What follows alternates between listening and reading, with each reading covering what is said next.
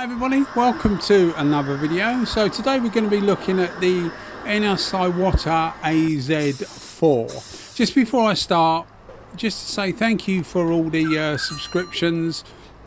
I've had some new subscribers. If you are watching and enjoying the videos and you're not a subscriber, maybe think about giving us a subscription. It would be nice if you would. Thanks very much. So we got the Iwata AZ4. So the Iwata actually bought the company. This is originally an Airgunza gun made by the Italian manufacturer Airgunza, and Iwata just bought the company, so they now go under the name of Iwata Airgunza as far as I know, but it's the same as the original Airgunza gun. So with this gun, it's a mini gun, and I'm doing the video, or well, I actually shot the video about a year and a half ago. Well, according to my the data on the video, it was October 2021, so it was quite a while ago, but I thought I'd get it up because I haven't put anything up for a while on the AZ4, and I haven't put anything up with this tip size, which is a 1.0, and I've had quite a few messages, normally via Instagram, sometimes via Facebook, from people who want to buy one of these guns, and they've seen my other reviews on the AZ4, and the other version I've got is a 1.3. Now that 1.3 came with the AZ4 2 cap. Now this one has got an AZ4 1 cap, and they are quite different. The cap makes a lot of difference to a gun. You can change the gun completely with the cap. So there is a lot of difference between the two. One of the biggest differences is that the AZ4 2, which is not this cap, it's the other cap, that runs at 2.5 bar, or designed to run at 2.5 bar. So around 2.5 bar will be fine, which is about, what, 36 psi, something like that. So this one is designed to run at 1 bar, which is about 14.5 psi, something like that. So they are quite different animals. What that does with this is it makes it a lot slower. This one is a 1.0 tip. You can get the AZ4 1 cap with a 1.0 tip. As far as I know, you can get it with a 0.8 tip. But we concentrate on the 1.0. With a 1.2 you would obviously get a bit more fluid coming out, but this is quite a different beast to the AZ4 2 cap. So when I originally set out to do this video, I originally set out to use it for base coat, because it's actually quite a good base coat gun. But then I thought to myself, well no, carry on and use it for clear coat, because you know, people don't have lots of different guns. So I really wasn't looking forward to the clear coat stage. Now with this gun you only get a very small pattern, so you can see on the spray out that it is a small pattern, so you're not going to do anything quickly. It's made really for smart repairs and things like that, although the gun is physically quite big, not as big as a full-size gun, but certainly bigger than, say, the SRI Pro Light, and probably twice the size of the LPH80, although I realise the LPH80 is quite small. So I thought, well, I'd get the video up and have a quick chat about the gun, because a lot of people seem to be hung up on the fact that where they are, and certainly a lot that I've seen, you tend to be able to only buy these things in 1.2, sometimes 1.3, but still with the AZ4 1 cap, so the low pressure cap. So I thought, well, I'd get something up so that you guys can see what it's actually like in a 1.0 cap. So as I said in the introduction, or at the start, I was dreading the clear coat stage. I was fine with the base coat stage. It's effectively just, you know, colouring the tank in, but I was dreading the clear coat stage because it just doesn't put much material on, but it actually coats really well. So I wouldn't get too hung up on the fact that it's, you know, just a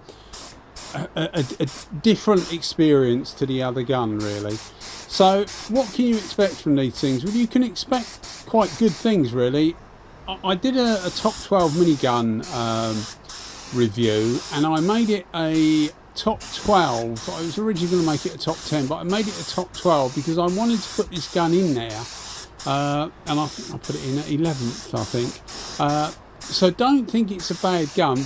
Bear in mind that the price point has changed. This used to be, when I got this, they were about 130 GB pound, maybe 135 GB pound.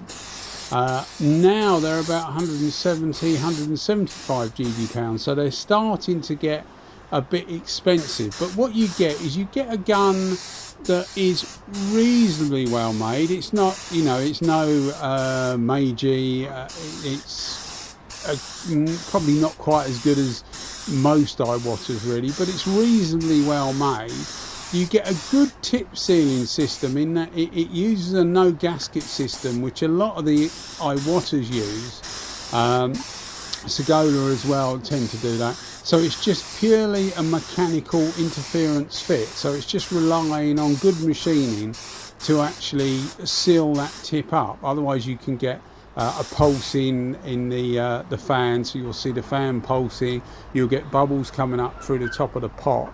That's a classic sign of air leaking through the tip or past the tip, and it just goes back into the fluid track basically. So what they've done is they've just made it a good machine fit. So for a gun at this sort of price point, I think that's a really good plus point, because it means you're going to have less servicing parts. Now I make a big deal about the ANI R150, R160s being really good value for money, but they do have a weak spot in that they need their tip seal changed reasonably regularly, but they are plentiful and they are cheap. So, you know, it's not really a problem. But once you start to get to the Sata, where they charge £20-25 for 5 seals, again 5 seals are probably going to last you ages, but it's just something you don't have to worry about with one of these things. And a lot of the Iwatas do exactly the same thing. You just don't have to worry about that, as long as you don't drop the tip or anything to interfere with that fit, then it works absolutely fine. So it's a good plus point in my way of thinking as to, you know, how much value a gun is. Another good thing about this is you can get a lot of different pots to fit. You can get the 200ml pot, which is the one that's on it at the moment. That comes with it. Well, it normally comes with it anyway. I dare say you could probably buy it on its buy the gun on its own, but I've only seen them in kits normally. But you get that with it, but it fits the full range that fits the Kiwami 4, the LS 400, the WS 400. So you can get a 600ml pot should you want to, etc. Although this is designed as a smart repair gun really, but as I say, it's physically a bit bigger than most of the other guns, which some people will be put off by, some people won't. Another thing you'll find with the AZ4 1 cap, which is this one here, is the air consumption also goes down. You're using it at a lower pressure, but it actually uses less air as well. Now normally the more you put the pressure up, the more air will be drawn through the same cap, if that makes sense. So because you're using it at low pressure, the air holes in there are relatively small, and you can, you know, really use it without too much worry on a smaller compressor. It's not the lowest of low. So for example, a Pro Light S or SRI Pro Light uses less air. Certainly an LPH 80 uses miles less air, but it's a good compromise because it is a faster gun than something like the LPH 80. Probably not as fast as a Pro Light S in 1.0, probably similar, but yeah, not really too much different. But this is quite a bit cheaper. This is probably about 60-70 GB pounds cheaper. So you see, we're doing a clear coat stage now, and I really wasn't looking forward to this. I said dreading earlier, it's the wrong word, isn't it? It's just that obviously I've got quite a lot of spray guns, and there's plenty that I can use that would sort of cover this tank reasonably quickly and very, very well. But I wanted to, as I say, do the whole thing with this gun, and it actually surprised me. It's the first time I'd used it for clear coat. I have since used it, and what made me dig this video out was I actually used it the other day. I've done a tank in a chameleon colour, which I have done the various stages in a video, so I will get that up. but I thought, well, I haven't used this gun for over a year, so I'll give it a try. And it reminded me of how good it is for a reasonably priced, low maintenance gun. So that's what gave me the idea to dig this video out, because I knew I had it.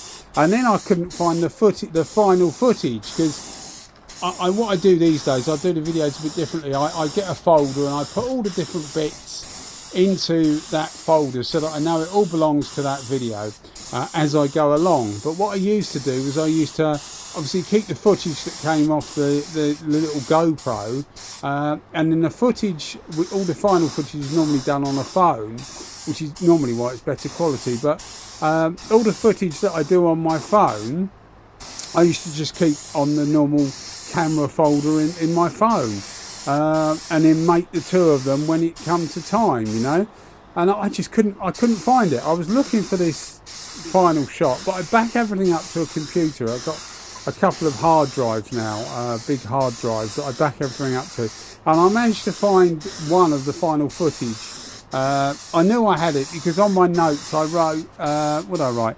Came out well, final footage was 2 days after, it's on the floor because that's the only place I could get a bit of sun at the time. So when we get to the end, you'll see the final footage, and that's why the thing is on the floor, because it's the only place that was sunny at the time. But yeah, sorry, a long-winded way of telling you I did manage to get some final footage, but it's not up to the normal standard really, because normally these days I try and do a few different positions and that. But anyway guys, a thoroughly highly recommended gun, getting a bit pricey now, so you know, there are some alternatives coming up, particularly some of the Japanese stuff, you know, some of the Kiwami ones, although it's a side cup, and I know a lot of people, especially in Europe, get put off by a side cup, but there's really no need to. You really don't notice it. Anyway guys, as I say, thanks as always for watching the videos. As I say, this was the only place, this was early morning I think, and it's the only place that I can get a bit of sun, which is coming down onto my house down the drive early in the mornings. Otherwise I can't get any. Thanks for watching as always guys. Cheers, bye bye.